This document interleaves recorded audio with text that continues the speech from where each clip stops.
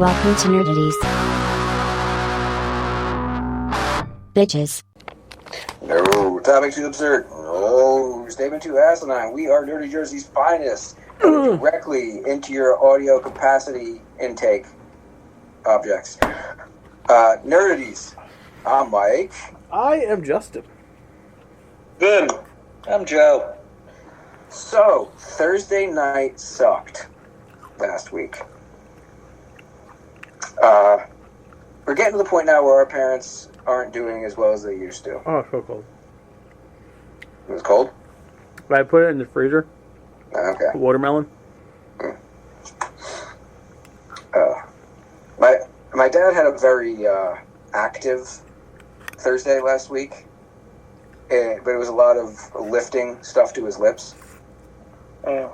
So he was good and tuckered when it came time to help my stepmother, who is infirmed, who is currently technically a paraplegic. Her lower extremities don't work well, so she's got to be lifted into bed. She's got a lot of stuff that needs to be done at the end of the day. And he's 75 years old.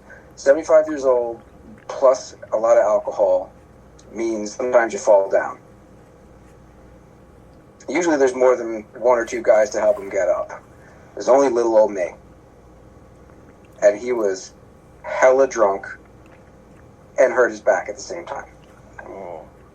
It's a long, involved story, so I'll only go into a couple of highlights. At one point, I was able to get him up close to an ottoman, and I muscled his 250-pound frame onto it. So yeah, strong like bull. Fuck yeah. Then spent like 2 hours down there talking to him. You know how like you're always constantly like looking at a clock when you're in a hellish situation? Mm-hmm. Yeah. The clock was blocked from me. So I'm like always leaning over, like, oh, it's getting late, and we gotta put her in her bed. It's getting late. Oh, but no, we're talking about he's dying. He wants to die. He wants to die, and when he dies, all of his stuff goes to me. Like, oh, that's great. Can we just get through tonight? Except for the boat, apparently. Yeah, it goes to your dad. Yeah. So helped get him up. Helped hoist my stepmom into her bed, learned some new things, learned how to use that piece of machinery. Well, went upstairs, started watching The Accountant 2. Do I have that as a review? I should have that as a review. Yes, I do. And about 30 minutes later, heard my name called again. Because he fell again. Ooh. And neither of us were capable of getting him up this time. So he had to sleep on the floor right by the stairs. Fortunately, it didn't last all night. Once he sobered up and his back didn't hurt as much, he was able to get upstairs. It's fucking depressing getting to this point in life. Yeah. It's tough. Yeah, it's not fun. Yeah. He's getting one of those chairs like our grandparents had. A powered one. Those are fun-ass chairs to play. Zach plays with them at Joy's all the time. Yeah. I hope they got a massage function. Oh, I'd love that. I'll use the fuck out of it. But yeah, that's how my Thursday night went.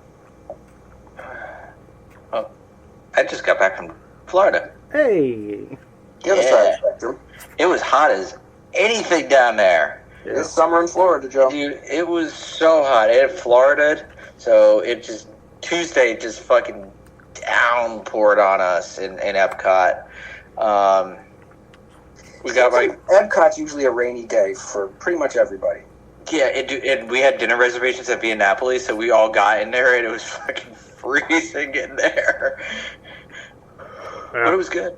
We got our one friend on Guardians. He doesn't do roller coasters, but he's a nerd. So like you have to ride Guardians. Like you can do Tron, you can do Guardians. And dude, he was right in front of us. Beth just like we're gonna go on, and Beth just said to the cast member, "Can we get the front?" And they put us right in the front, so we're sitting behind them. And I thought at the beginning of the launch, I thought he passed out. I was like, "Oh God, we lost Jake," but it turns out he loved it. I didn't remember it being that intense of a launch. Then again, I'm a roller coaster guy, so like when you go backwards and then it starts turning you around as you're going up that hill on the angle.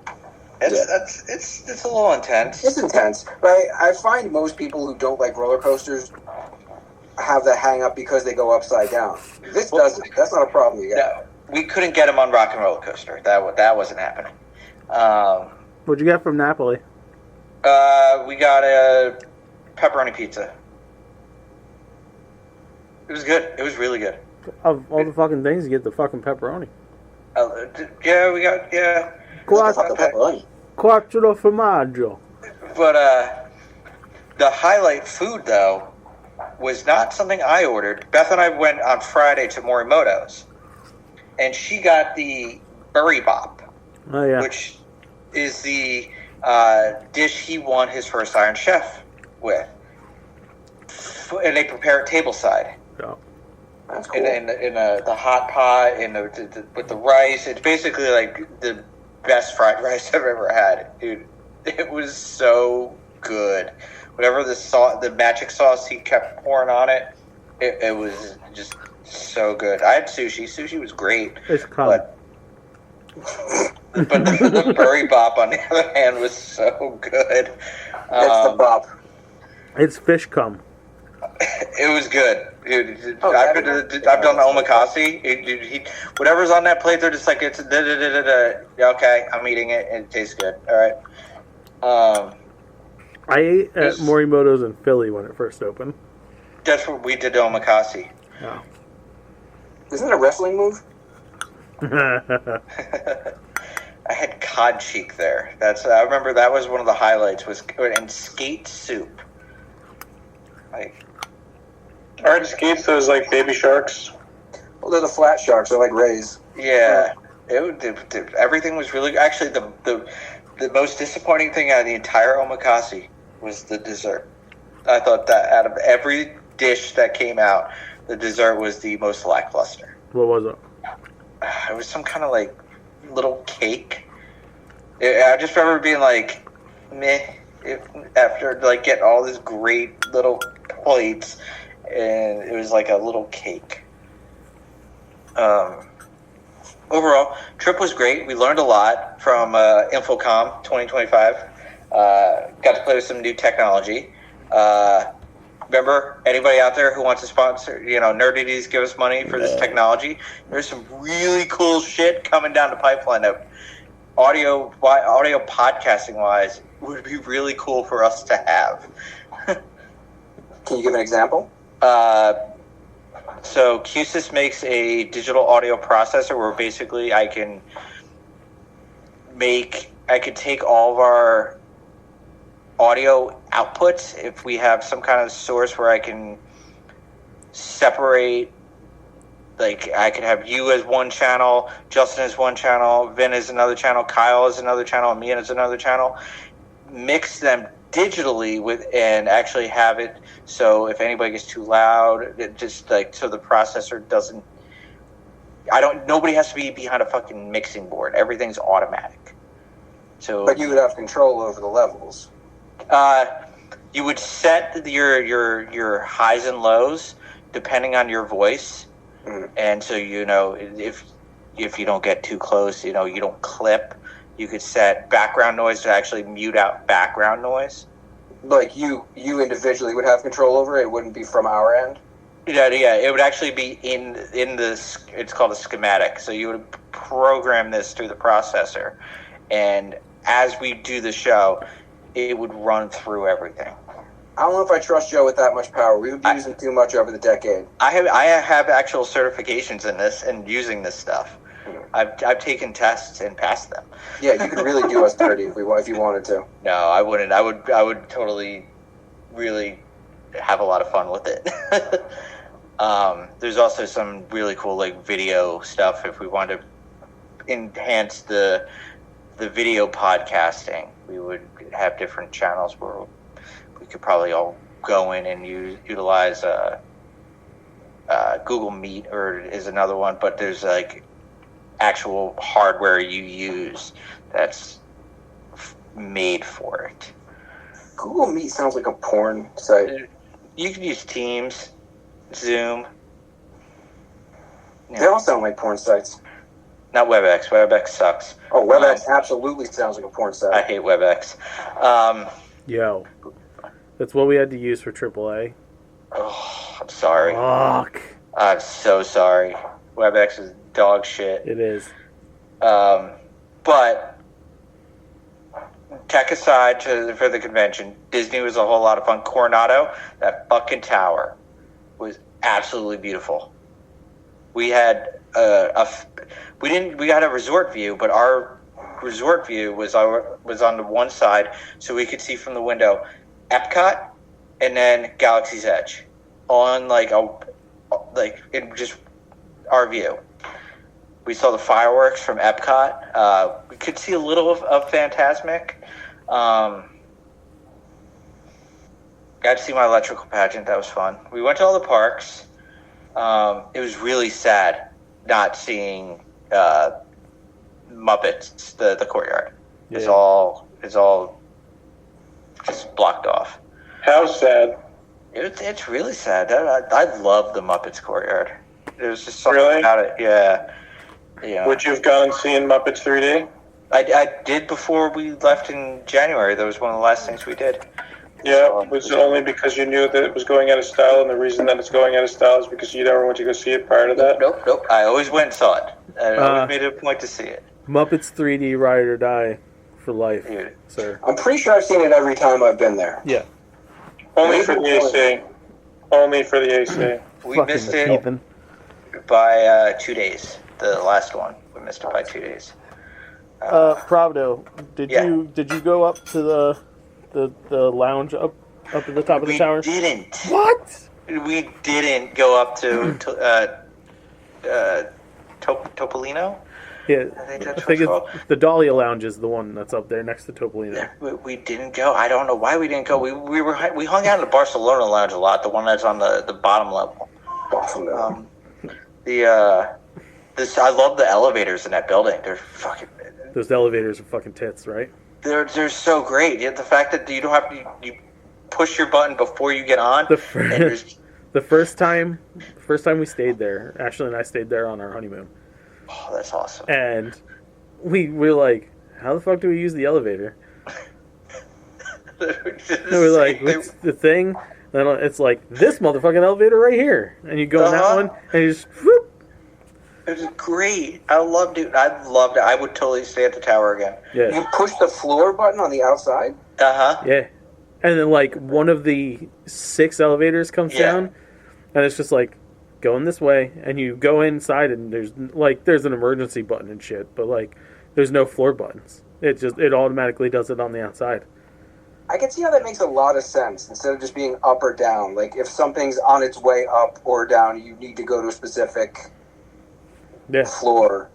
Yeah, that makes a lot of sense. And they're quick. They're quick. Very fast. The tower was nicer than some DVC rooms we've been in. Like, I don't know why that's not part of the vacation club. They are set up pretty much exactly like a fucking DVC room. They're so nice. Like, we were shocked.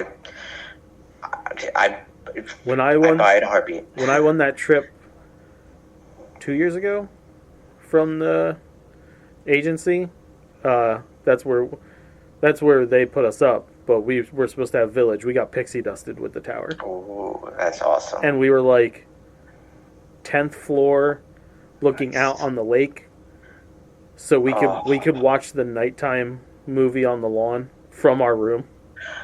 We didn't see anybody doing that. No movies. What? Yeah, I was just kind of shocked on that. Thinking about that now, I'm like, we didn't see anybody with the movie. How awesome is that fucking pool?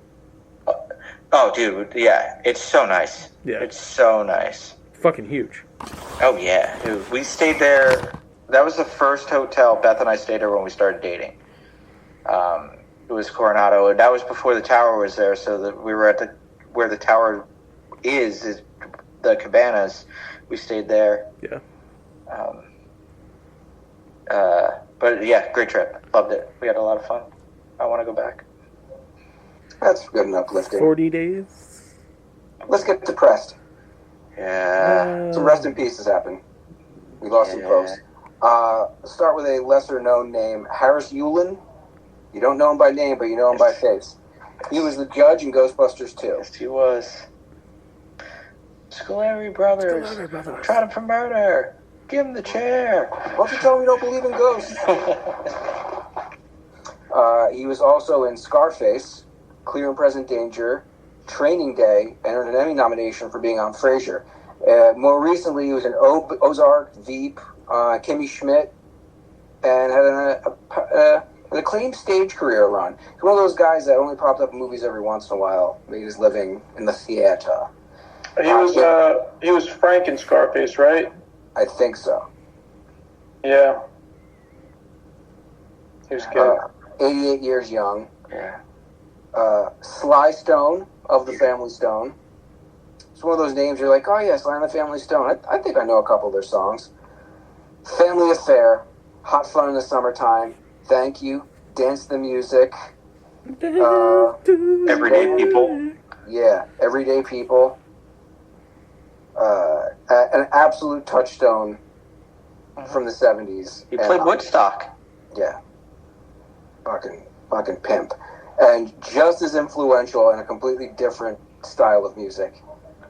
The most important Beach Boy, Brian Wilson, passed away at 82 years old. I tried learning in my room on the guitar. I can play the intro, and that's one of my favorite Beach Boys songs. So Don't Worry Baby, or like. I was under the influence that Brian Wilson died 20 fucking years ago. No. Mentally, he lost a lot of capacity. He was like that. Yeah, that thing came out years ago. Where there was like Brian Wilson, oh, something happened to Brian Wilson. Did he die? He might as well have for a lot of people because he fell off the face of the earth. He just went completely incognito for a while. And then he started coming back in maybe 5-10 years ago, doing those like YouTube little Beach Boys things where they got them together and they did those songs, and they did like a Surfer Girl, Surfer USA, and then that one with Al Jardine's son singing a few years ago, they did a medley of God Only Knows with a bunch of really big names. Before the show, I was listening to him and Paul McCartney doing God Only Knows, because Paul said that's his absolute favorite Beach Boys song. He actually cried on stage because that's one of his favorite songs. I can see that. That really hits me too. Yeah. Beautiful song. Beautiful, and it reminds me of the end of Boogie Nights, which is Paul Thomas Anderson's best film. Yes. It's the song they use at the end. So yeah, 3 sad losses, but long lives, 82, 82, and 88, so at least they had a good run. Here's your time, sirs. Was there another one? Yeah, we just had one today. Yeah. Anne Burrell. Yeah. Oh, okay. Celebrity Yeah, chef. I wasn't as familiar with her. I'd seen her on commercials for cooking shows. Yeah, but worst cooks in America. She started as like Bobby Flay's sous chef. Yeah. She was on his Iron Chef team for the first time when he went to Japan and pissed off Morimoto. She's only 55 though, dude. Yeah, I know, she was young. I liked her on the Beat Bobby Flay show when she would be on it. Yeah. Anytime you hear about a chef dying this young, I just think really unfortunate circumstances. I'm not looking forward to when the info comes out on this one. Yeah. I mean, she's a stepmom and a wife, and it's like, I don't know if it, the chef life is interesting. It's going to kill you. You're going to live a short life. And it's like one of 3 things. It's either depression, substance abuse, or just the stress of the job kills you. At that level, working at that level, it could be any one or all 3. Yeah, right.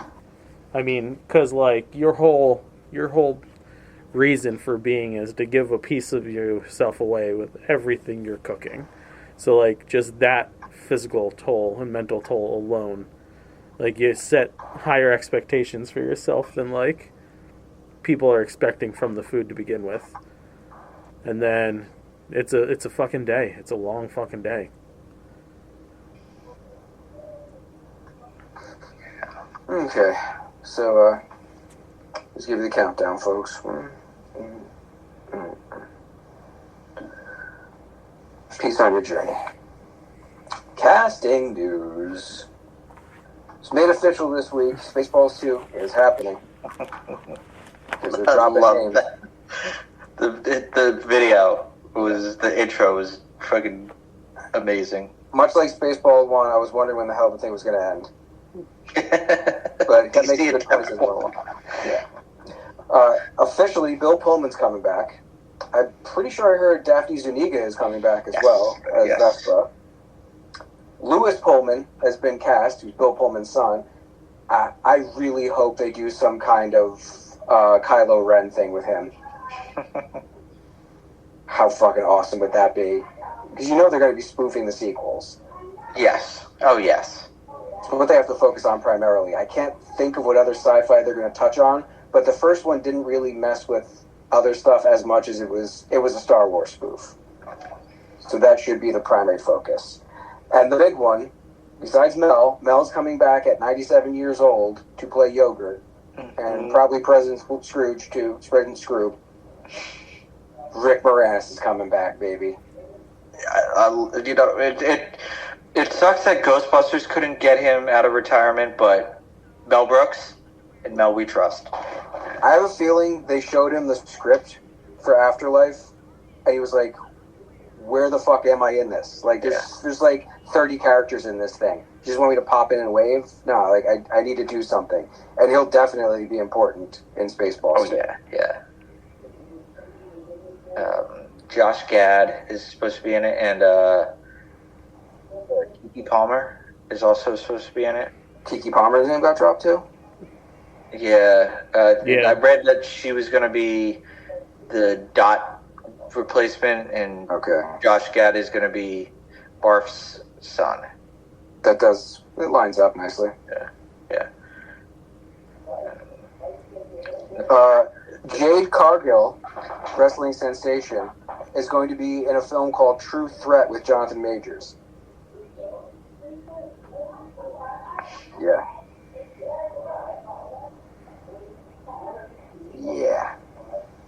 Is it about anything good? I believe it's like a spy thriller thing. I have the info saved. Where the hell did I save that? Damn it. I should organize this stuff better. I really should. There we go. An action thriller titled True Threat. The film follows a special forces operative on a mission for justice after his son's murder. Like Face Off? So, yeah. Oh, what if Jonathan Majors and Jade Cargill exchange faces? That'd be a good idea. Like Face Off? Yeah.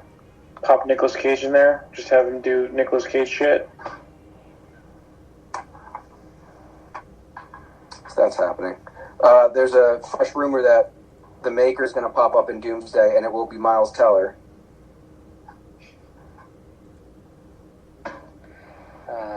I want that to happen.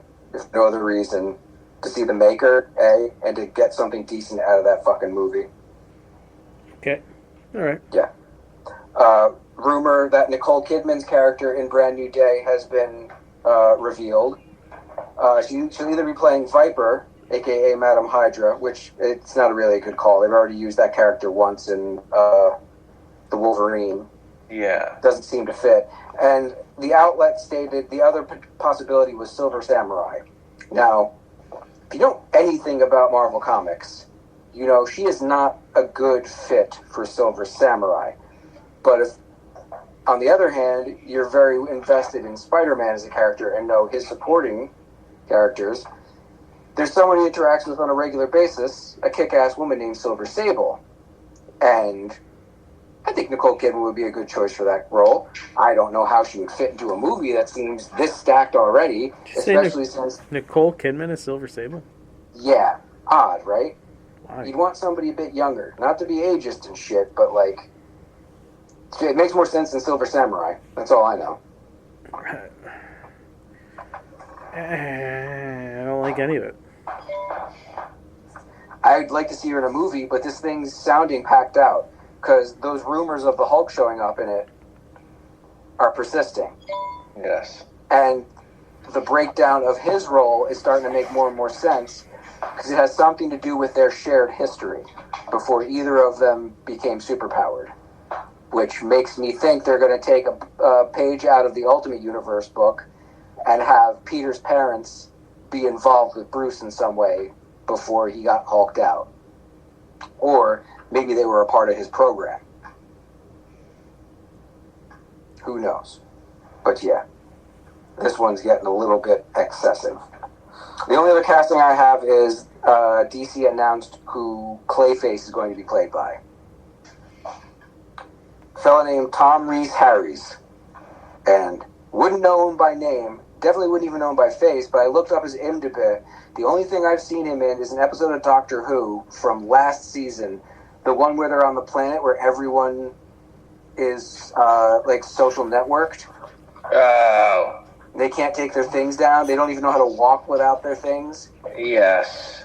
He was Ricky September, the most popular guy in the city. Okay. Yeah. Okay. He wasn't in it a lot, but he did a good job in there. So He was a douchebag. well, no, she was a douchebag. Well, no, yes, no, she was too. He actually Yes. tried to do the right thing by Yes. her. She was a fucking asshole. I'd like to see a follow-up episode for those characters. Yeah, this Clayface movie is happening. It's kind of weird to me, but hey, they seem to have a story. That's all I've got. Yeah, that's pretty much all I got casting-wise, too. Okay.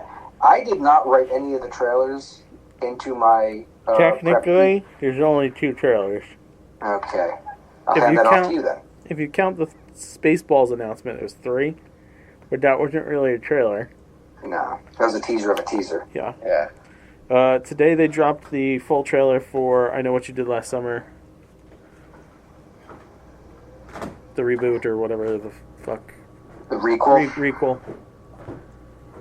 I was never like I saw this one. I think I saw the second one more times than I saw the first one. I like the second one more than the first one, if we're being honest. I like both movies, but the sequel I think is better. That whole Scream jump-off era was not my time for horror. I didn't really love those super meta slasher films. So when they announced this off the tail end of the Scream sequels, I was like, whatever. Me too.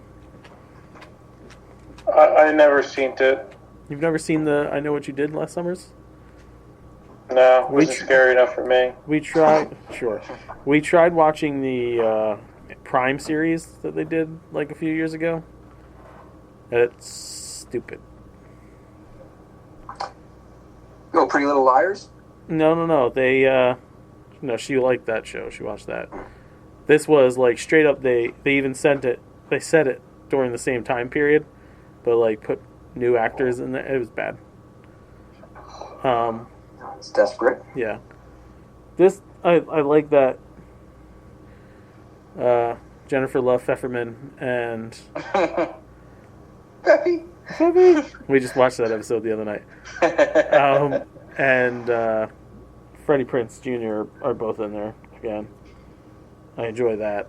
I don't know. I'll wait to watch it till it comes out on Paramount or whatever the fuck it comes out on. It's pretty funny the other day. I saw a grouping of memes about people from slasher movies, Yeah. like characters and actors, and it had a picture of Sarah Michelle Gellar and Freddie Prinze Jr. like in their personal lives, just smiling at like taking a selfie together, and the caption was, "It's really great to see non-problematic actors living a good life together." And someone's response was, "The fuck are you talking about? They literally did a hit and run." Good times. Yeah. What was the other one? Naked Gun dropped a Oh, The that's full right. trailer. Yeah. full trailer. This is definitely a Naked Gun movie. That whole take a seat bit, you couldn't be any more like the original. Yeah. There's a little bit of Austin Powers in there, having that thermal scene. Yeah, I don't want to lose another suit. Dude. Oh.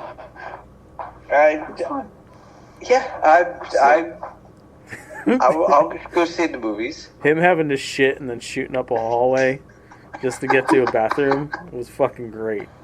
And I do like that they're going to be using some modern inconveniences for cops too, like there's body cam footage of him Yeah. shooting his way to drop a deuce, and then he goes back out into the car and has another one.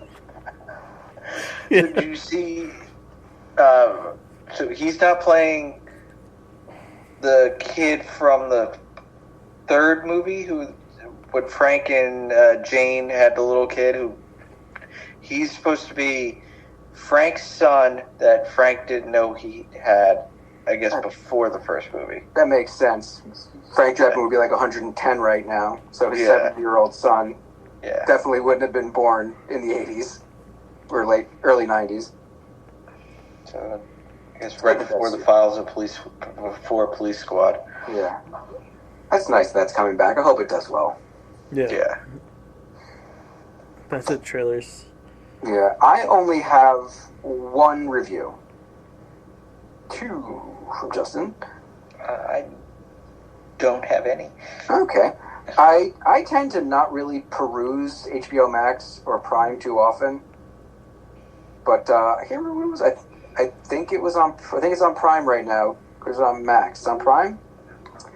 What was shocking to me, I was like, that's still in the theaters, right? No.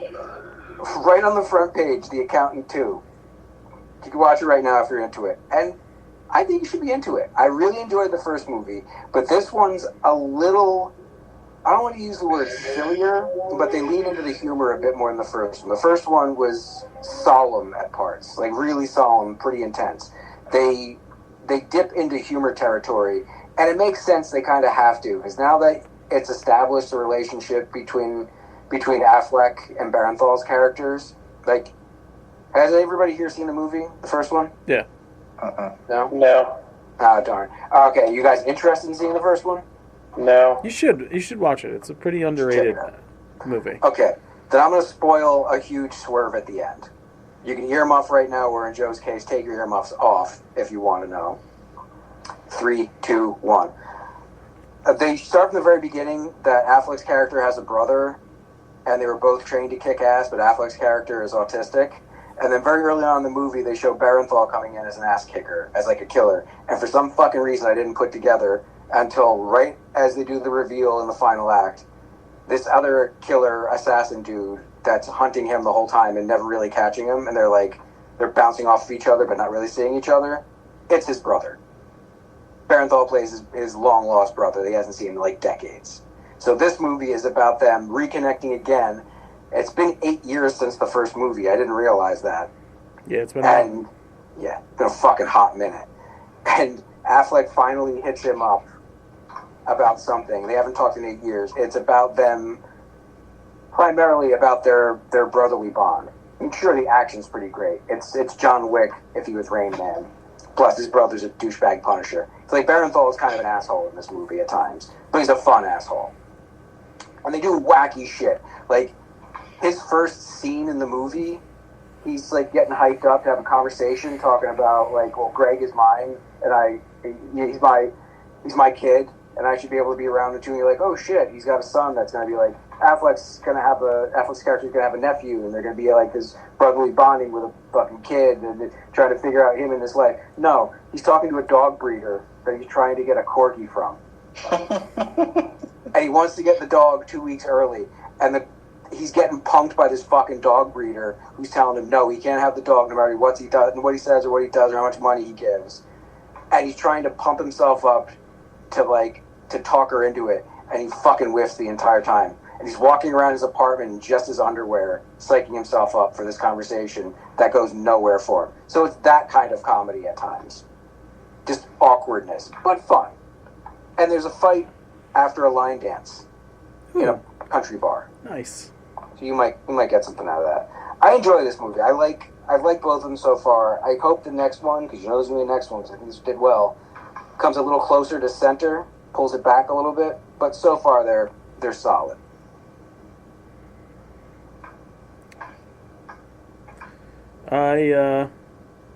We started, I think we're 2 or 3 episodes into season 2 of The Last of Us. Who here has played the games? First season. First one I did. Okay. Do you know what happens in the other one? I know about Joel's fate. Okay. I'm guessing it happens early in the game, too, because a lot of people say you primarily play as her. Yes.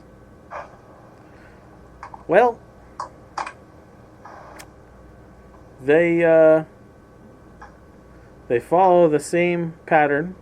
And they give him the Glenn treatment. Oh yeah. Oh yeah.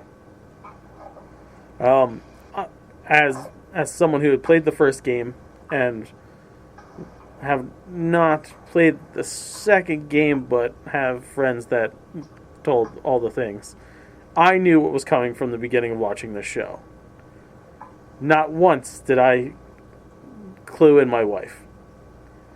And as second season started, I was like, oh, I think the thing's going to happen soon. And I just keep it to myself. And the thing goes down at the end of the episode before the last one we watched. And she's like, oh no.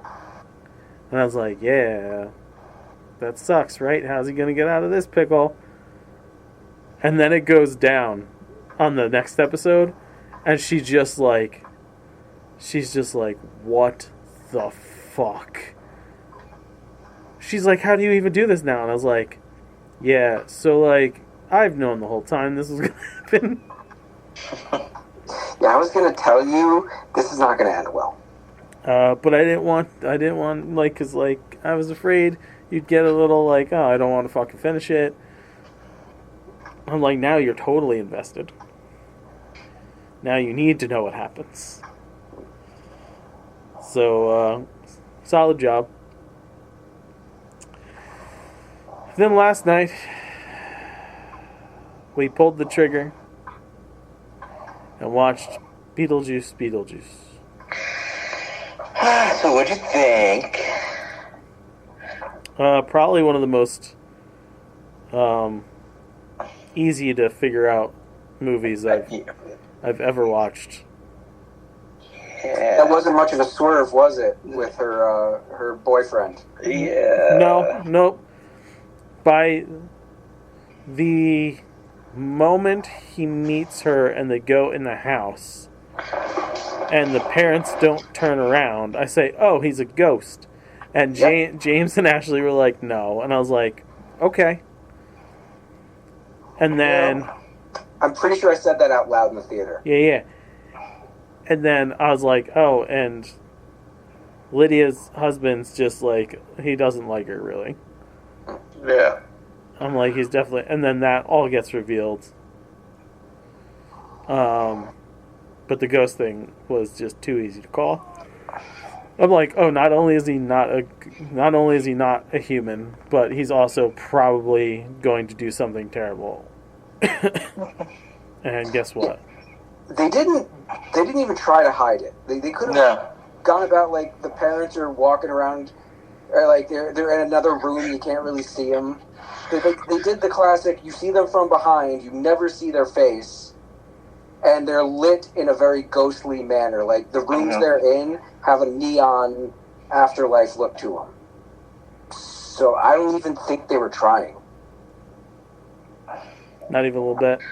No. I don't know why they went that route with it. Yeah. And it was like,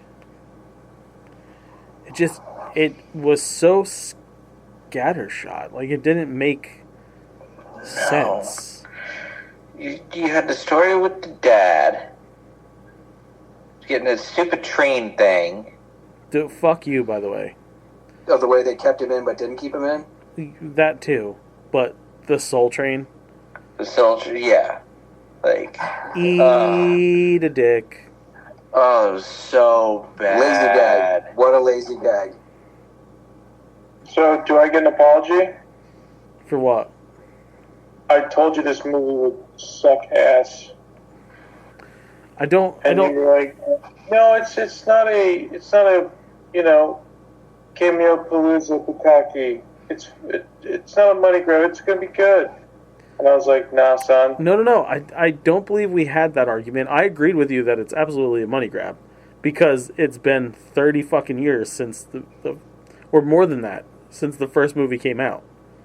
Yeah. 80 something, 80... 87, I think, because that was the one right before Batman. Yeah. Yeah.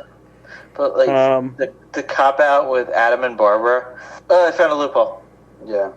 I didn't... That happened so quick that I don't remember it being covered Because I said to James and Ashley, I said, did they talk about the Maitlands? And they're like, yeah. They said the thing. I was like, did I fucking stroke out for a minute? So quick. See that rug in the foyer? They brushed it under there. Yeah. I think the biggest letdown is it could have been something better if they tightened it up a little bit. Go with a cohesive story instead of it being so scattered. Yeah, Beetlejuice's wife, whatever. Instead of having three She made no stories. sense. She made no sense whatsoever. Yeah. None. They could have Pointless. actually, if they'd taken her out, I think the movie would have been better. Yeah, either focus on her. That could have been a fun story where he's running from her and you figure out some weird way why the Dietzes have to be involved in it. Like, he brings them into the afterlife on the run. Cool. I would prefer to spend the entire time in the afterlife. You start off in the old house, go to the afterlife, and end in the old house. I could live with that. The only real fun thing in there for me was Defoe. Yeah. You're so over the top. He is a fucking highlight. Yeah. But, like, really could have just tightened it up a little bit. And it would have worked better. The musical moments are fucking terrible. Oh, they're awful. You had and then that ending Oh, with the baby? with the baby. Yeah, exactly. All she did was have a fucking nightmare. She had a nightmare. Yeah, but it's like a lazy gag. Like, everything in it was lazy gags. I mean, yeah, it's fine. If that's the nightmare she has, she wakes up, it cuts to the end, and you're like, oh, that's how they're gonna set up the third one. Did they sing Deo? No, They sang did. another song. No, They they do sing Deo. they sang Deo at the fucking funeral. Oh yeah, at the funeral. Yeah. Right, I saw that. Which is one of the least offensive elements of the whole movie. Because it's like, oh, okay, they're not completely ripping it off the scene. They're just giving a little bit of a reference to it. It's probably one of the best moments of that character's life. Like, you guarantee that every time he had someone over, he talked about when they danced around to that song. So, yeah. That would be the thing they sing at his funeral. Him walking around with no fucking top third. It makes sense. It was Considering, like, in the first one, how you died was how you were showing up in that fucking waiting room. I mean, that was fine. I was fine with that. Except, like, the voice coming out of nowhere. Like, it was just a gurgling voice coming from his crotch. He's a fucking ghost, dude. Like, but it's the excuse to not have to bring the actor in, yes. and you still get the character. That kind of felt weird. Just like, Man, yes. But in the world, it makes sense. contextually. Yeah. Yes. But yeah, like, just a tighter script would have been Much nice. appreciated. yeah. It was nice hearing him drop the F-bomb when he drops that kid down the fucking pit to hell. Beetlejuice? Yeah. Yeah. Nice. Well, he says fucking the first one too. Yeah, nice Yeah. fucking model. Nice fucking model. Classic. My brother got in trouble in school for doing that. I mean, yeah, that would make sense. Even my brother, yes. They literally saying the exact same thing and grabbing his crotch. Yeah. Classic. Yeah. Letdown, though, right? A little bit. Wasn't thrilled. Yeah. Only someone told you that. I again still can't wait for them to cancel that fucking Pattinson movie. It's Don't gonna even, happen. dude. Don't even, dude.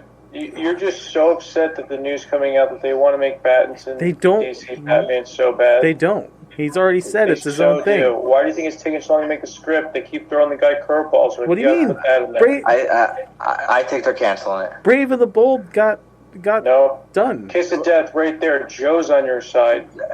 No, Speak now. But Line. Gunn said he hates the fact that movies are getting greenlit and all this stuff with unfinished screenplays. The screenplay is Really? not done. Well, I mean, you look at the Superman movie, the special effects. I mean, He greenlit that.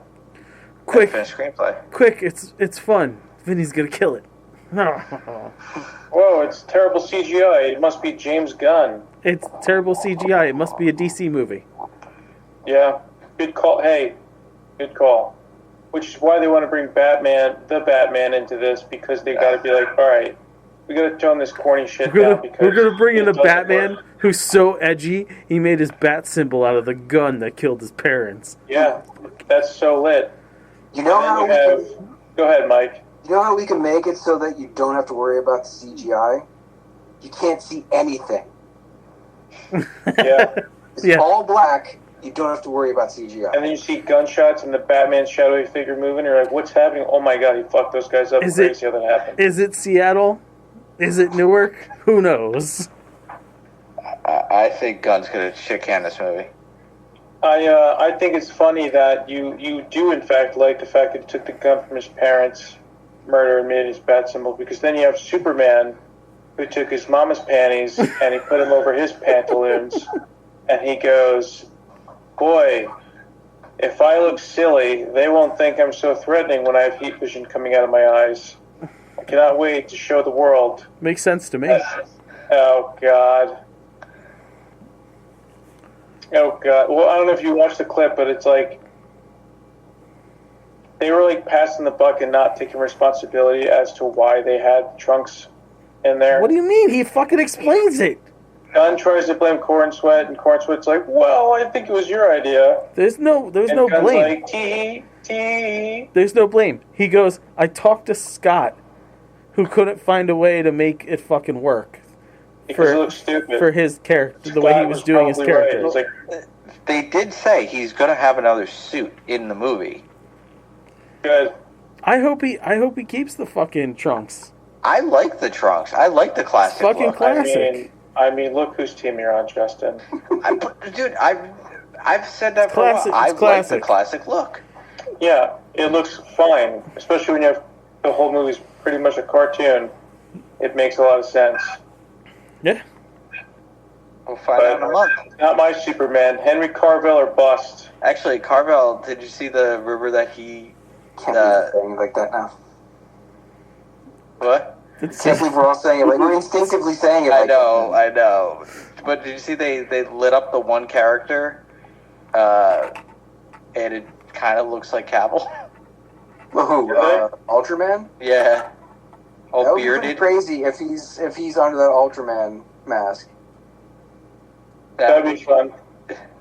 Um, It'd be great if it's Anthony Starr. That would blow my mind. oh, yeah.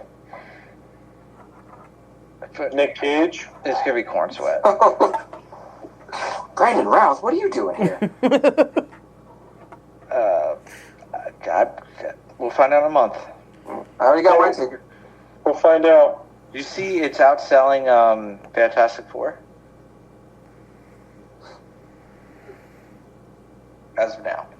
I'll just say as of now, it's outselling Fantastic Four. When Crazy. the time gets Well- closer, who knows? I mean, if we're going by statistics, Fantastic Four movies have not been worth the money. Superman, you got a pretty good high percentage that it's going to be decent. So if you're going by that metric, This is a very precarious time for these movies to begin with. yeah. Marvel's not on its uptick. No, but Although, about Fantastic Four, they put out a Little Caesars commercial that showed one of Mole Man's monsters. It's literally the one from the cover of Fantastic Four #1. So they're probably going to recreate that scene, which gives me a nerd boner. I saw the still of Franklin. Yeah, there's Between one him shot.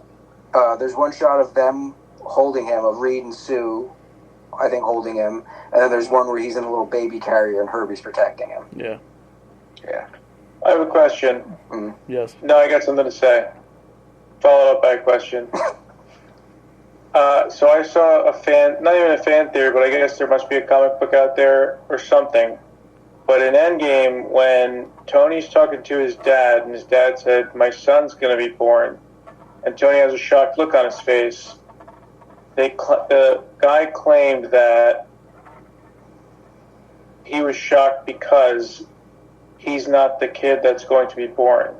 Rather, he was adopted because Kang fucked the timeline, and the Tony Stark we know from Endgame and prior is Victor Von Doom, but adopted as Tony Stark. Have you seen this? Have you heard this? No, it's very convoluted. Yeah, very. I think it stems from the fact that in the comics, I think continuity is still that the Tony in the 616 isn't the biological son of Howard Stark. He adopted him because he was like, he showed promise of being a super genius, and Howard and Maria didn't have kids, which is a retcon I really don't like, especially how it happened after Endgame and how good their relationship turned out. I think they were like, you know what, let's turn this on its head for an interesting story and go the complete opposite way that the movies went. And I don't like that. I'd prefer they did something parallel to what the movies did, individual, but similar emotionally. They didn't. And they also made a deal with fucking Mephisto to get Tony for something that it's just like, it's even more convoluted than that theory you just threw out. So I hope they're not referencing that at all. Pretty sure the look on Tony's face when he says that was like, oh shit, that's right. That's the time I'm in right now. I'm not even born. I'm about to be born. It was that oh shit realization. Yeah, that's what my initial thought was, but I thought that was a cool thought experiment. But I agree. I don't like it. I don't love it. Don't support it. Hope it doesn't happen. No. I'd rather just bring him back to life or something like that. I only have one bit of news. It was a very light week for me. I got a fuck ton. Okay, good. All I have is that the rumor has it that Ghost Rider may be leading Midnight Suns when they finally put that shit together. Originally, they were thinking of Blade to do it, but they want to focus on Ghost Rider for some fucking reason, even though he doesn't make sense as a leader. And the name floating around that is Ryan Gosling, because apparently he's got to be everywhere. It's going to be a Star Wars character. Could be a Marvel character. Gosling is Johnny Blaze? Yes. I don't hate it. It's a choice. I don't love it. I don't hate it. I could believe it. I could see it. Or they bring him, they have Cage come back as Blaze, and he's Danny Ketch. No. No, just not. No. Let's not do that. I hate when they do that shit. It's just like, we disavow all the stuff that came before, except for sometimes we're going to pull these people into this thing. Don't. Stop doing it. Just. It's why I'm not thrilled about them bringing in the Fox X-Men again. Like, Deadpool was a fine send-off. I don't need any more of it. Please just give me new fucking people so I can and what we're going to do moving forward. I don't need Hugh Jackman for Wolverine for the gajillionth time. I don't need Patrick Stewart in a fucking actual wheelchair being Professor X. I sure as fuck don't want Ian McKellen as Magneto. The only thing that I'm happy about is that they're bringing back Marsden so that he gets a better send-off, because that was bullshit what they did to him. But I would have much more appreciated you bringing in the kids from the other X-Men films.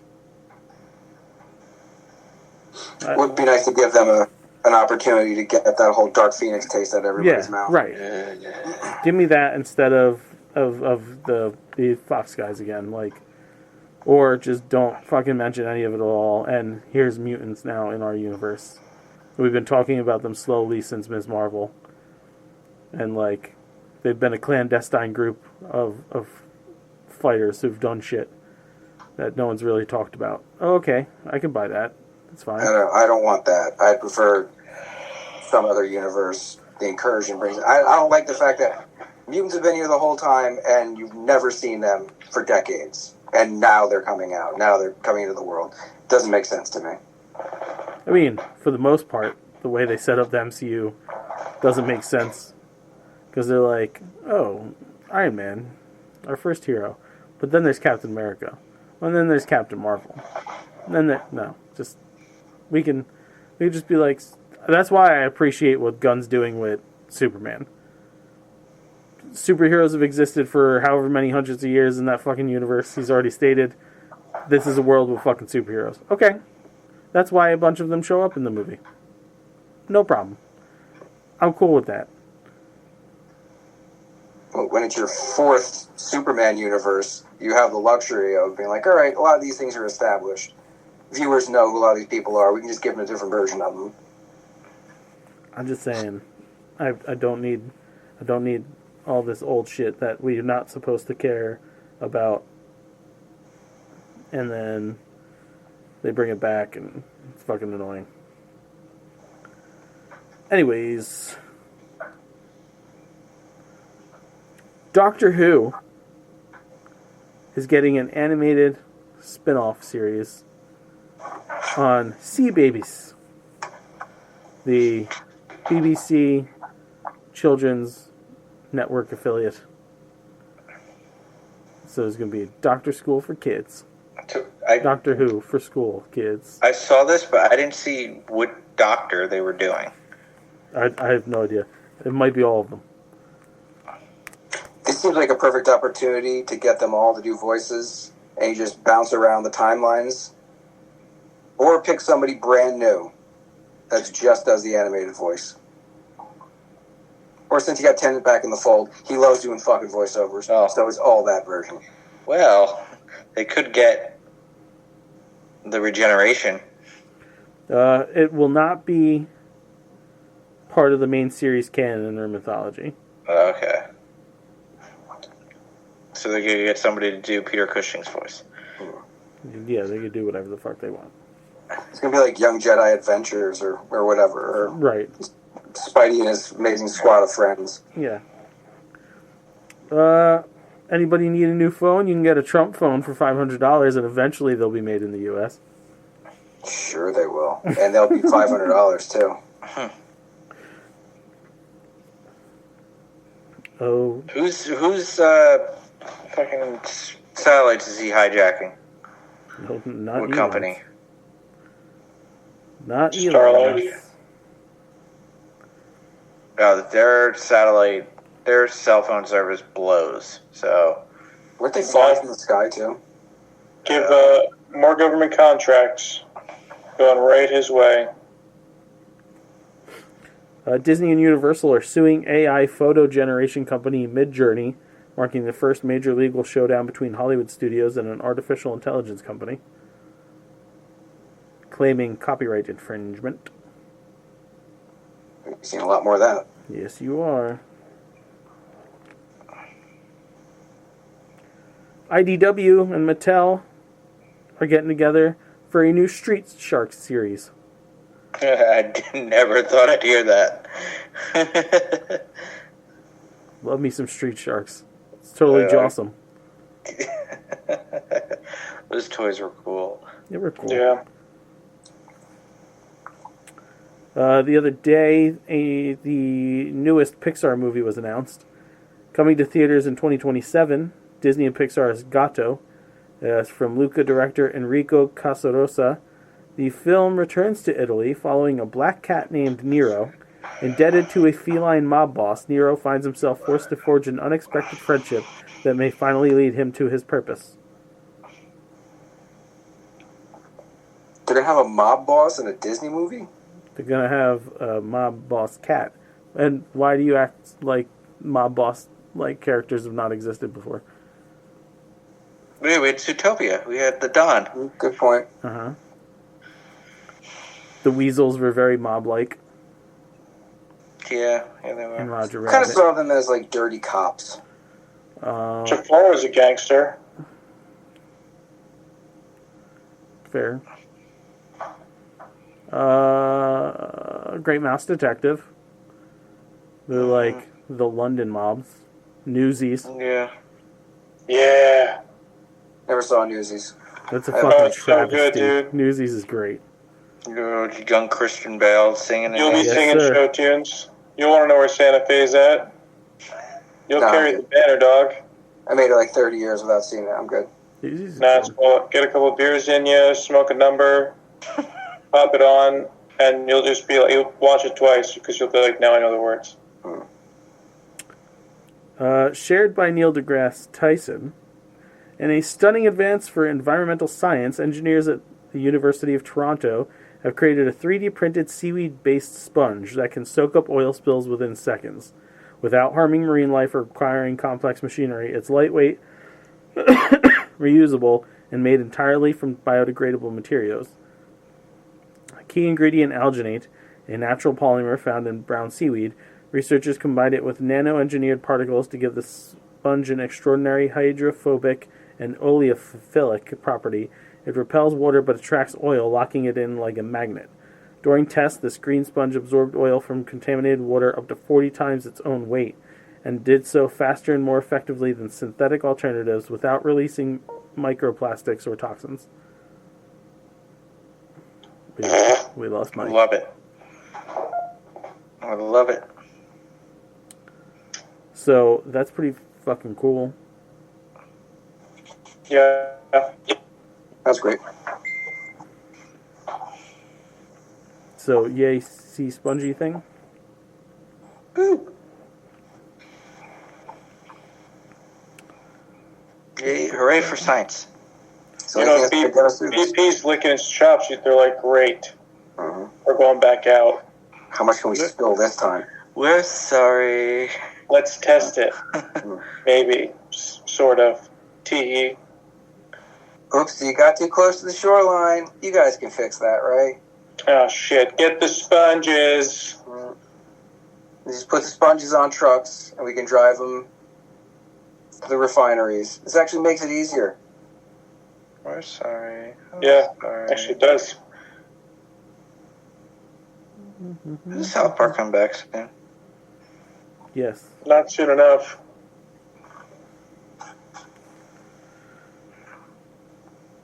Over in Epcot at the Wonders of Xandar, or Treasures of Xandar, the gift shop for the Guardians of the Galaxy roller coaster, they are now selling the movie-accurate Green Goblet helmet replica for That's pretty cool. for $140.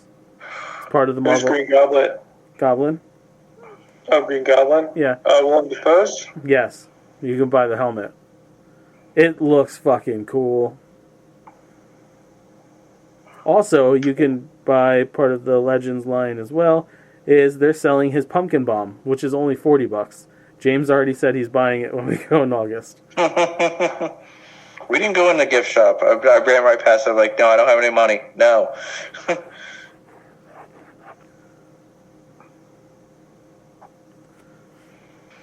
Scientists have created a molecular jackhammer that vibrate at 1 trillion times per second, destroying cancer cells from within when activated by near-infrared light.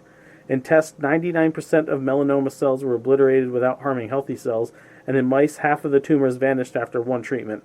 Since the dye is FDA approved for imaging and naturally sticks to cancer cells, this treatment could be closer to reality than we think. That's amazing. That's pretty fucking awesome. I love hearing things like that. Yeah. Yeah, science.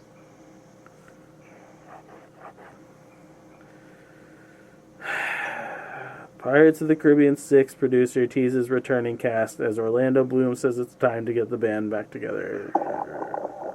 Karen Gillan as Pirate Red? Come on. It's perfect. Here's another thing. I don't want a fucking sequel to their movie. If you're gonna make another Pirates, just make another fucking Pirates. I didn't watch the last one. The last one made no fucking sense. No, it didn't. Well, it made about as much sense as the other ones did, but it tried to wrap the whole story together of Barbossa and Turner and their kids and fucking their destiny and blah, blah, blah. But then the very end, and I'll spoil this shit because it was such a fucking stupid letdown, Will Turner gets off the Flying Dutchman.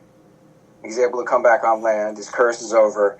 And then the end credits scene is like the silhouette of Davy Jones or like his claw coming up to threaten them in their bed.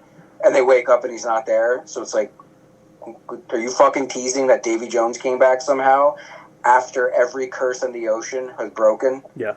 The dead character came back. You guys, you have no fucking clue what you're doing with the story, do you? This is basically the same shit that happened in Morbius. Same horrendous end credit sequence.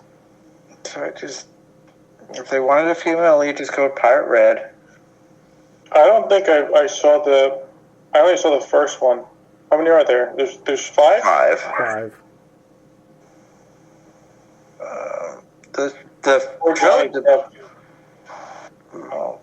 The fucking third one was long.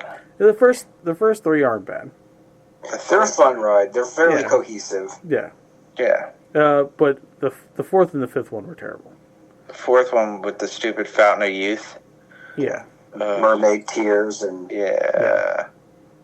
black. The first one was great. I don't know why. No, the First one's really good. The trilogy was good. Yeah. And then they jumped the shark. It got convoluted by the end of the third one, where you don't know who's backstabbing who. Yeah. I remember in the theater being like, do I like this because it's so confusing, or do I not like this because it's so confusing? Yeah, like everyone's Jack Sparrow now. They're all got little pots. They're doing. Elizabeth was she was with the Asian pirates. Yeah. She was a pirate king by the end. Yeah. Jack is on her side, and there's a third person with them, and then Davy Jones and Will and the dad, the Commodore guy, yeah, or whoever's running the East India Trading Company are all on one side when they have that little parlay. It's like, wait, who's fucking backstabbing who? Who is on whose side at this point? I don't remember anymore. They had that whole thing with Bootstrap and this and that. And Piss flaps. Old piss flaps, Bill Turner.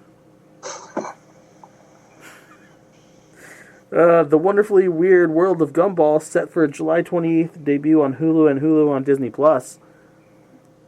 I love Gumball, and Zach is getting into Gumball. Such a good, crazy show. It really is. Is this the movie that they canceled and uncanceled? This is not the movie. This is the new series. Oh, good. Yeah. I'll take that over a movie any day. And, well, not any day.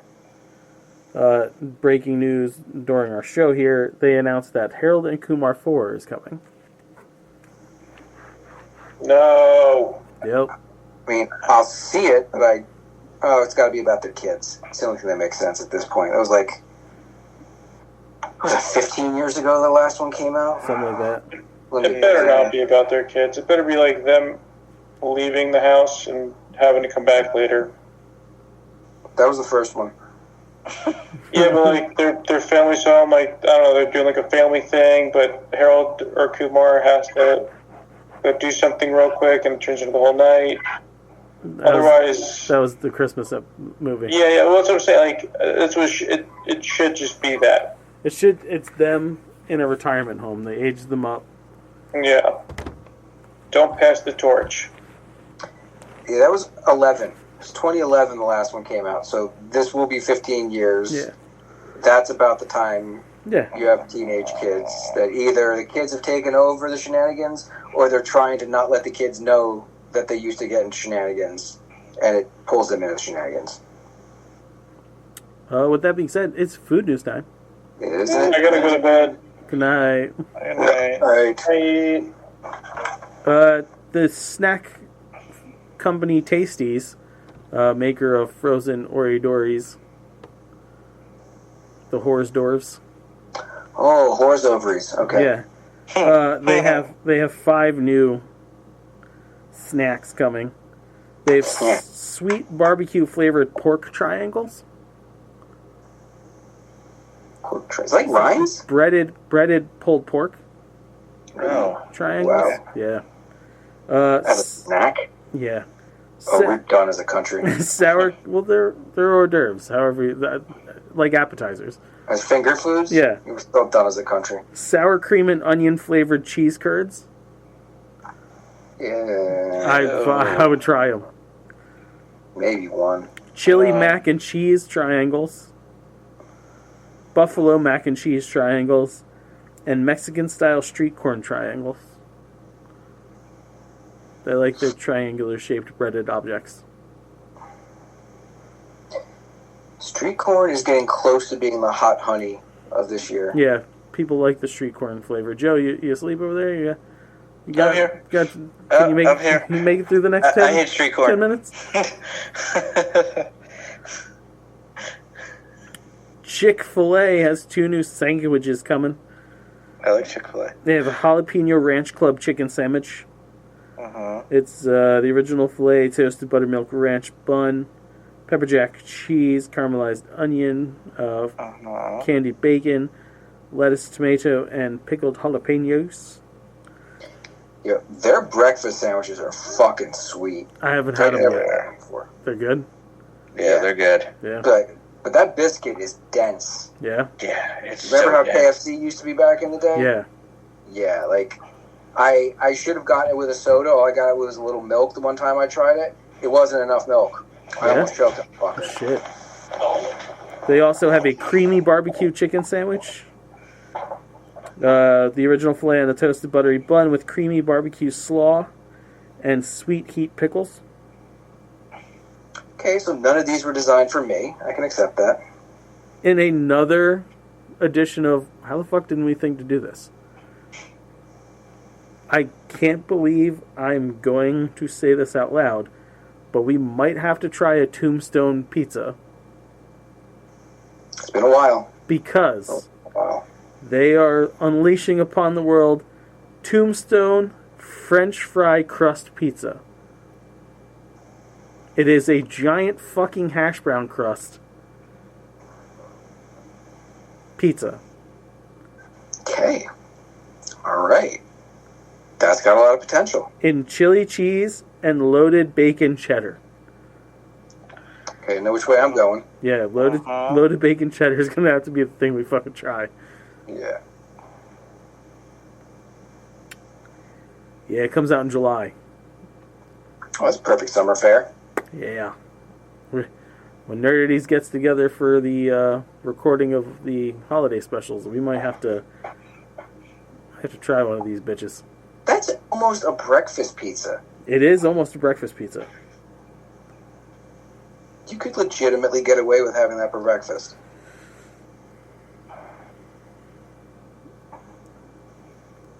We got a couple new, I shouldn't say a couple new, a lot of new drinks coming for the summer.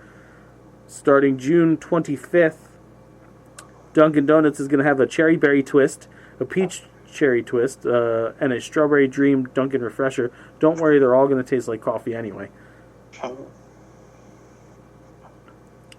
They also have a melted ice cream frozen coffee in cookie dough, mint chocolate chip, butter pecan, mint chip, signature latte, and a cookie dough cold foam. Okay. Also going to have a blueberry breeze refresher and a golden hour refresher. Golden shower what? Yes. Okay. Starbucks is going to have the firework frap, Fuck them. a brown I sugar, strawberry matcha, and salted caramel fraps. Chick-fil-A is bringing back the peach frosted lemonade. McDonald's, if their machine's working, will have a s'mores McFlurry. They will. 7-Eleven is dropping Mountain Dew Infinity Swirl Slurpees. It's blue in color. Okay. Popeyes is going to have chilled blueberry lemonade, frozen blueberry lemonade, and blueberry tea. We've talked about the Fantastic Four sodas at the AMC Theaters stuff. So that's that. Kinders, the grill seasoning company. You could pronounce it Kinder, but Kinder's also the candy company. So the American one is Kinders to me. It's confusing, but please go on. It is. So the barbecue seasoning company, they're putting out wings. Sticky honey barbecue, buttery buffalo, buttery garlic and herb, and honey hot barbecue.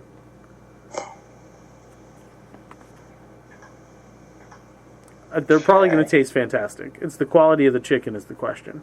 Is it buttery buffalo in there? Yeah. Okay, that's got my attention. Yeah. But like you said... Like, I know the seasoning's going to be good. Their stuff is good. Yeah. But what's the quality going to be like? Sonic and Grillo's Pickles getting together for a bunch of collaborations. They got a Picklerita slush. What was that? Picklerita slush. Oh, That's what I thought you said. That sounds disgusting. Pickle juice slush. That's chock full of electrolytes, though. Pickle juice is good Powerade for rehydrating. They have the Big Dill Sonic Smasher, which has got sounds like a big deal. It's got fried pickle chips and regular pickle chips on it. Dill pickled seasoned tots, dill pickled seasoned groovy fries. Okay. Mike mentioned Little Caesars Fantastic Four commercial earlier. They have a new Fantastic Four in one pizza, which is 4 different pizzas in one, but 2 slices They're known for that. per. Their gimmick now. The Italian sausage and bacon, pepperoni and jalapeno, pepperoni and then cheese. DQ is bringing its Oreo Dirt Pie Blizzard back. It's got cookie pieces, fudgy crumble, vanilla soft serve, and gummy worms. Okay. The worms always make that too much. Like, I like me some gummy shit, but they kind of take over shit They're meant to only be like a decoration. Like when you do a worms and dirt cup, it's like a worm on top, or like 2 worms if you're feeling extra. But like you don't go beyond that. There's not supposed to be extra worms beyond that. Then you eat the worm and then have the cup. Right. Yeah. Wendy's and Takis are getting together for a Takis Fuego meal. A spicy chicken fillet with chili, lime, and cheddar cheese sauce, crushed Taki Fuego chips, creamy corn spread on a toasted bun, and you can get Wendy's classic hot and crispy fries tossed in a tangy chili lime seasoning, served in a custom-made tearaway bag. So you have Taki fries.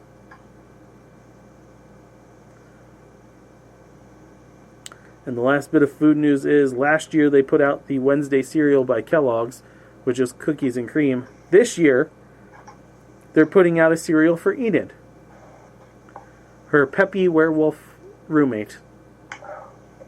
And it's confetti cake flavored, and it's all full of fucking colors. It is definitely Enid's personality. I was about to ask if there's some Yes. context or theming to that. Yeah, very much so. And with that, I say that is the end of the food news. Alright, so that just leaves nerds and dishes. Douche-wise, came to my attention today that this whole big, beautiful bill that's stalling wonderfully in the legislature right now, Mm-hmm. do you know there's something worked into the language in there that will sell off 120, that potentially could sell off 120 million acres of public lands? Yep. Yeah. Now, it's not guaranteed. It doesn't necessitate that those lands will be sold. It just puts them up for sale and doesn't restrict who's buying them. So this could be more land picked up by foreign countries, or companies, just stuff that should be parks that they're selling off rather than taxing rich people. So, fuck him. You know exactly what we're talking about. And fuck the people who wrote it for him. Project 2025. Because we're not idiots here. We know who's actually created the game plan.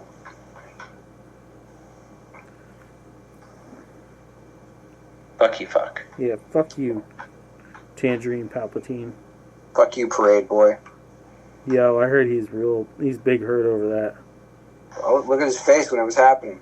That's not the expression of a happy man. He fucked up. They said Hexeth got a fucking ear full.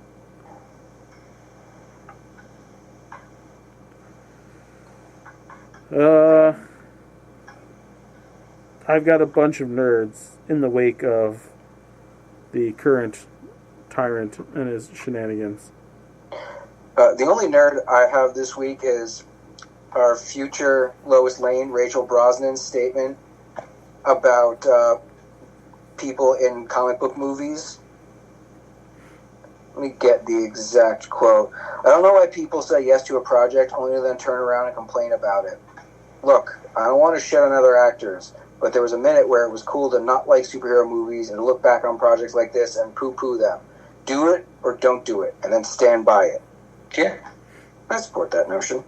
I agree. You can be critical on your past work, but don't kind of mock it like you never had any love for it or you weren't taking it seriously. Yes. I think that's a specific takedown of the Dakota Johnson situation. Yeah. On the web. Although Own it. She was pretty funny on Hot Ones. Did you see it? I haven't watched it yet. Dakota Johnson. Dakota Johnson. Does she get into Madam Web on there? There's the moment where she's like, I'm not a hero, Sean. She's like, I tried that and failed. Like, anytime where they try to blame, they try to not blame the movie. It's like, the movie sucked. Own it. Yeah, I mean... The Joker, too. They owned it. The movie sucked. Yeah. Well, like I said, he tanked that on purpose. Or he just made the movie he wanted to make and none of us liked it. Well, I can't say none of us liked it. I have no intention to ever watch the thing. No, he said that he did what he did intentionally. To fuck with fans? Fan expectation, studio expectation, and all that shit. All right, nerd time. Little girl at one of the No Kings rallies. A sign says, "My great-grandpas fought Nazis, and so will I." Good for you, little one. Another one I saw was very nerdy. It's a drawing of Mewtwo from Pokemon, and it says, "The circumstances of one's birth are irrelevant." It's a line he drops. Kind of figured. I just didn't have any real connection to that. It's good times. A bunch of wrestling world people up in here. Denise Salcido. She is a wrestling journalist who we are friends with on the socials. She retweeted a thing about Mike Johnson, Speaker of the House. And the clip is an interview saying, "You guys are condemning the violent protesters in L.A. Is it hypocritical given the president pardoned the violent protesters on January 6th? And Johnson replies with, "No, I think that's a clear distinction between these two." Her quote for the retweet is, "He looks like he cries after missionary." Yes. Brody King of AEW put out a nice little post here. I'm going to read it for you. "What's happening in Los Angeles right now is not only morally reprehensible, it's legally indefensible. This is a sanctuary city, a designation that was democratically voted on and enacted into law by the residents of the city, not by political opportunists grandstanding from a golf course in Florida. Let's be clear, being undocumented in the United States is not a criminal offense, it is a civil violation. That means it holds the same legal weight as running a stop sign on a bicycle, setting off a firework after a drink, or selling unlicensed fan merch on Etsy. It is subject to civil penalties, typically a fine, not imprisonment, not detention, certainly not extrajudicial abduction. Dragging someone off the street at gunpoint without a warrant or due process, forcing them into an unmarked vehicle operated by armed, plainclothed agents is not law enforcement. It is armed kidnapping, and armed kidnapping is a felony, a real one. So if you're going to obsess over who is illegal, start by looking at the heavily armed individuals violating constitutional protections under the guise of enforcing the law, because what they're doing is criminal, not the people they're targeting." Well said. Yes. And I don't know if anybody has caught wind, but apparently Triple H and Linda McMahon met with RFK Jr. the other day, and Triple H went on Twitter and was like, "Thank you for having us at Secretary Kennedy, always striving to do whatever we can to help make our nation's youth as healthy as they can be." To which, and you know this is something, because we all know how I feel about Jim Cornette. Mm-hmm. But his response to this is, then perhaps don't help give credibility to a former heroin addict with a brainworm who eats roadkill and works tirelessly to take America back to a simpler time when now curable diseases killed large numbers of children. Wow, I can't believe I agree with Cornette on something. Right? So I say, brava to all you freedom fighters. Bravas for a woman. Bravo. Oh, my back. Yeah, mine too. Don't get old, kids. Or give us money so we could stay young. They say it beats the alternative. If you like what you hear, head on over to facebook.com/nerdities. At Nerdities on Twitter. At Nerdities on Instagram. At Nerdities sucks on OnlyFans. That sucks with an X. You can donate to us there. ProWrestlingTees.com/Nerdities, NERDATIES. Buy our cool t-shirts, especially those for EPW, our new hit show. It's our scripted D&D wrestling show that we enjoy. We're coming up on the end, as a matter of fact. Not this weekend, but the following weekend is our last recording segment for this session. But don't worry, dear listeners. As long as you guys keep those numbers up, we will be back to record more. We will have 30 weeks of show for you, so we're taking a little break, skis, on that. Mike James wants to do a D&D campaign, just me, you, and him. Involving what? Just us. Just doing it so we don't have to wait all the way till January to start doing D&D again. Like James, sword and sorcery or something else? well, whatever the fuck. Well, not the Star Wars one. We can't do that without everybody.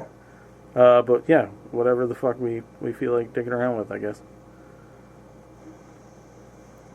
He just likes playing. So do I. But anyways. It'd be a lot of fun. I say that. So it's Joe's turn. Check us out on youtube.com, youtube.com/nerdies. Be sure to like, share, and subscribe to all things nerdities. And remember, keep those numbers going. Keep those subscriptions up. Share. Like, drop a comment. Comments are fun. Stay tuned for more interviews. We have a live show coming up too, don't we? Yeah, next week. Oh, okay. Yeah, I should probably create the link for that so we can start plugging it. Yeah, Nerdy's Trivia Night next Tuesday, which is the 24th of June, 8 p.m. Eastern. Remember, you have to log in to your Google account on YouTube. You all have one. It's 2025. Everybody has a Google account. It's true. Also, stay tuned for our Halloween special, which has been officially green-lit, which will be our... Of course it is. We agree. What did you call it, Mike? The Tree Fort of Terror. There you go. The Playhouse of Terror. Playhouse of Terror. Yeah, there's that. We can announce that the Christmas special this year is our version of A Christmas Story and Groundhog's Day. It's a Wonderful Life. Yes. It's kind of an amalgam. Yeah. We are also doing 100 greatest movie quotes. Yeah.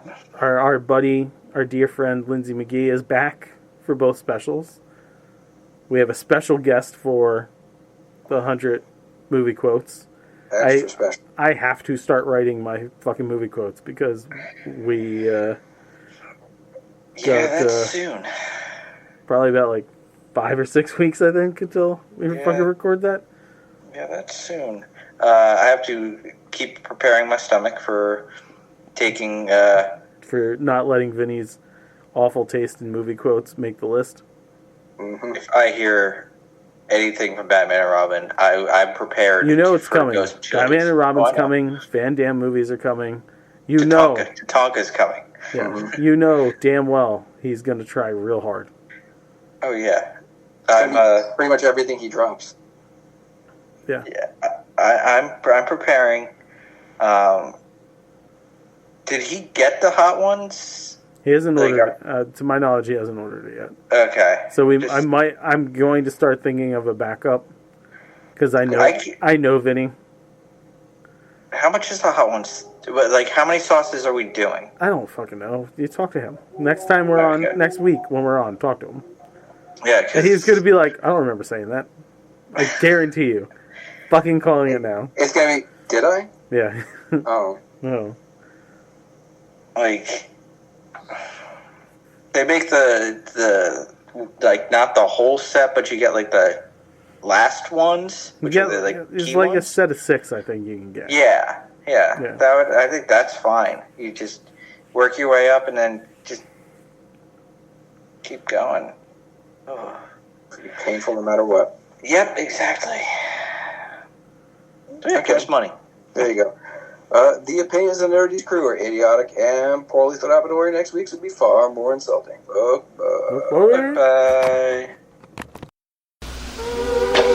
Because of the end of civilization, the Clamp Cable Network now leaves the air.